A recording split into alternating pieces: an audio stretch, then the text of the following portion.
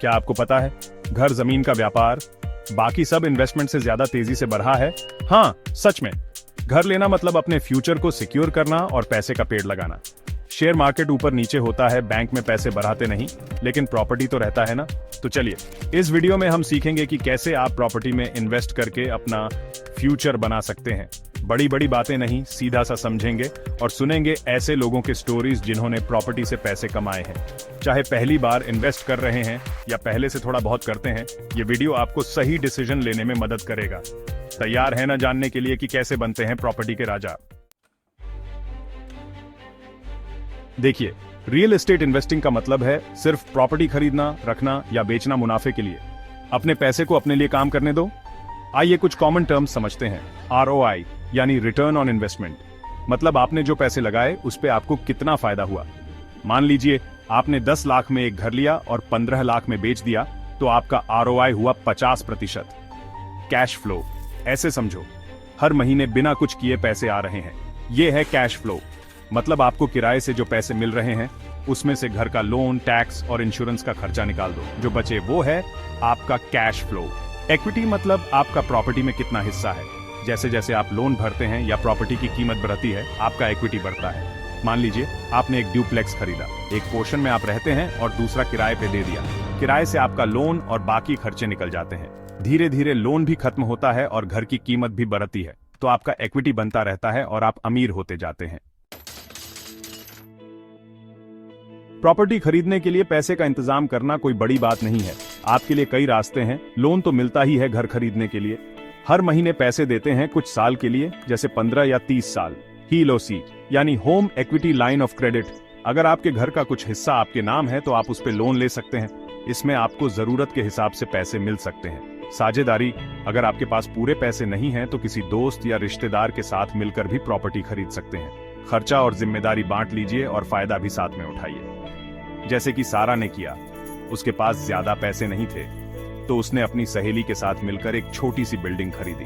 उन्होंने लोन लिया और अच्छे किराएदार ढूंढकर पहले साल ही मुनाफा कमाना शुरू कर दिया। चौथा नंबर, जगह। जगह और सिर्फ जगह। घर खरीदना है तो सबसे जरूरी है उसकी जगह। जहां घर है वो इलाका कैसा है, उससे उसकी कीमत तय होती है। सोचिए आपके शहर में कौन सा इलाका तेजी से विकास कर रहा है, कहां नई बिल्डिंग और सड़कें बन रही हैं। इन चीजों से प्रॉपर्टी की कीमत पर फर्क पड़ता है। हर तरह की प्रॉपर्टी का अपना फायदा है। रेजिडेंशियल, इसमें आते हैं घर, फ्लैट और छोटे मकान। ये हमेशा डिमांड में रहते हैं क्योंकि लोगों को रहने के लिए घर तो चाहिए ही होता है। कमर्शियल, इसमें ऑफिस, दुकानें और गोदाम आते हैं। इनसे अच्छा किराया मिल सकता है, लेकिन इनमें इन्वेस्टमेंट भी ज्यादा होता है। इंडस्ट्रियल, कारखाने, बड़े गोदाम, ये सब आते हैं इंडस्ट्रियल रियल एस्टेट में।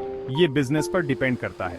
समय निकालकर रिसर्च करें और ऐसा इलाका चुनें जहां किराए के लिए ज्यादा लोग हों, प्रॉपर्टी की कीमत बढ़ने के चांस ज्यादा हों और सुविधाएं भी अच्छी हों।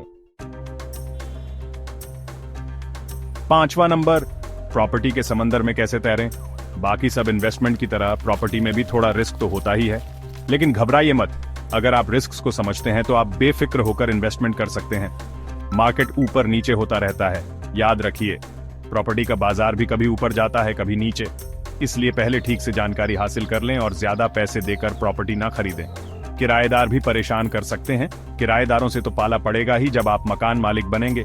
इसलिए किराएदार अच्छे से चुनें, सब कुछ कागज पर लिखवाएं और कोई परेशानी हो तो उसे जल्दी से सुधारें। कभी कभी अचानक खर्चा भी आ सकता है। घर में मरम्मत या कोई और काम अचानक भी आ सकता है। इसलिए अच्छा होगा कि आप कुछ पैसे इमरजेंसी के लिए बचा कर रखें। जॉन को ही ले लीजिए। जॉन ने जब प्रॉपर्टी खरीदी तो बाजार नीचे गिर गया, किराया कम मिलने लगा और किराएदार भी नहीं मिल रहे थे। लेकिन जॉन ने हार नहीं मानी। उसने किराया थोड़ा कम कर दिया ताकि किराएदार जल्दी आ जाएं, और उस समय का फायदा उठाकर उसने घर की मरम्मत भी करवाई। जब बाजार फिर से ठीक हुआ तो उसके घर की मांग बाँच गई और उसे अच्छा किराया मिलने लगा। मतलब जॉन ने मुश्किल समय को भी अपने लिए फायदेमंद बना लिया। 6ठा नंबर, फाइनेंशियल फ्रीडम का रास्ता आपके लिए खुला है। रियल एस्टेट में इन्वेस्टमेंट करके आप अपने सपने पूरे कर सकते हैं। ऐसी प्रॉपर्टी खरीदकर जो आपको किराया भी दे और जिसकी कीमत बढ़ती भी रहे। आप अमीर बन सकते हैं और अपना फ्यूचर सिक्योर कर सकते हैं। ये बातें हमेशा याद रखें। ज्ञान सबसे बड़ा धन। रियल एस्टेट के बारे में जितना हो सके सीखें और अपने शहर के बाजार को समझें। अपनी टीम मजबूत बनाएं।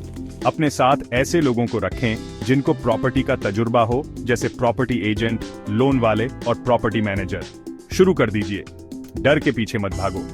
छोटी शुरुआत करें, सीखते रहें और धीरे धीरे अपना बिजनेस बढ़ाते रहें। 1000 कोस की यात्रा भी एक कदम से शुरू होती है। क्या आप तैयार हैं ये पहला कदम उठाने के लिए? रियल एस्टेट में इन्वेस्ट करने के बारे में आपके क्या सवाल हैं? नीचे कमेंट में जरूर बताएं।